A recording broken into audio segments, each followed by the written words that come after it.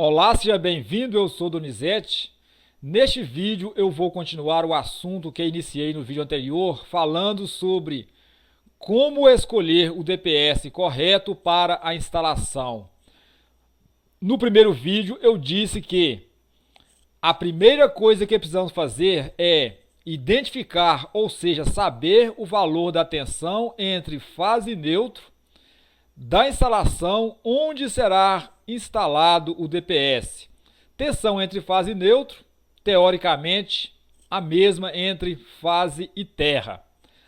Hoje eu vou falar sobre o valor máximo da corrente de descarga do DPS.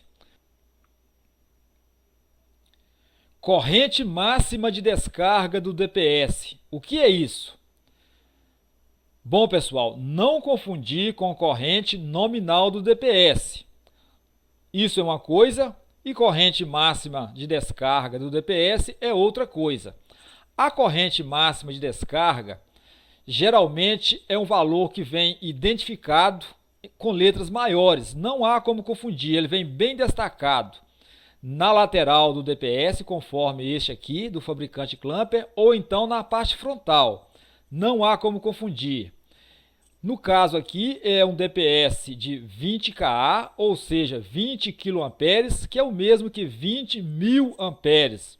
O fabricante está informando que este DPS consegue drenar um valor máximo de corrente de 20 mil amperes para a terra. Este é o valor máximo de corrente de descarga deste DPS. Bom, como saber então qual o valor que eu vou instalar no QDC? Nós estamos falando de DPS da classe 2, DPS tipo 2, os que são instalados nos quadros de distribuição.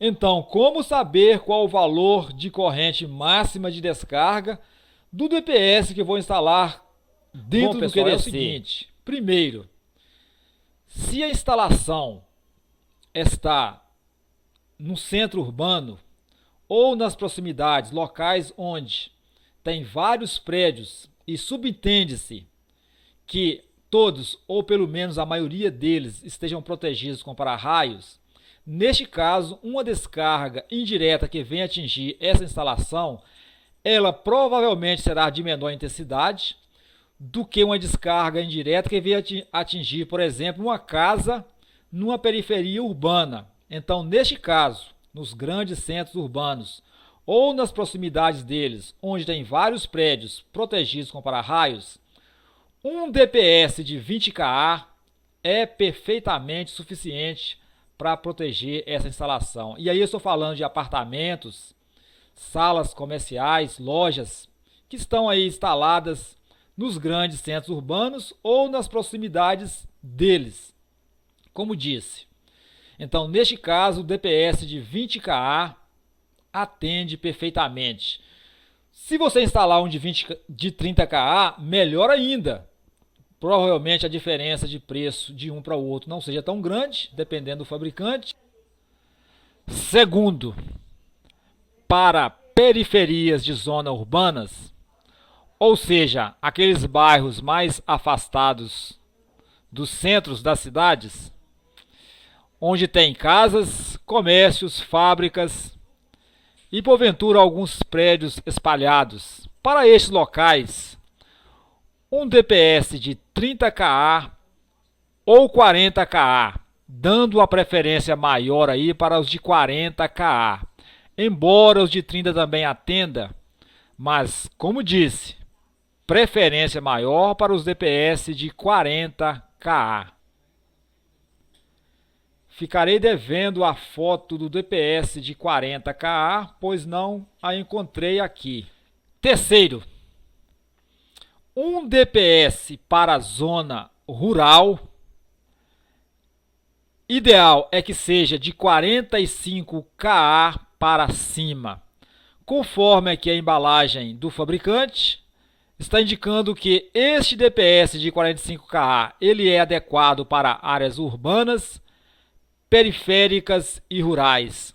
Então, se será instalado em zona rural, um DPS de 45 kA ou maior Existem outros também, por exemplo, 60 kA, 80 kA e tem também outros valores de corrente máxima de descarga do DPS. São essas as dicas, as sugestões que quero deixar para os colegas que perguntaram e para os demais que porventura precisarem dessas informações. A escolha do DPS, basicamente as duas coisas básicas, fundamentais que precisamos saber. Primeiro, o valor de tensão da rede, onde ele será instalado, entre fase e neutro, e eu expliquei isso no vídeo anterior. E agora, o valor de corrente máxima de descarga deste DPS.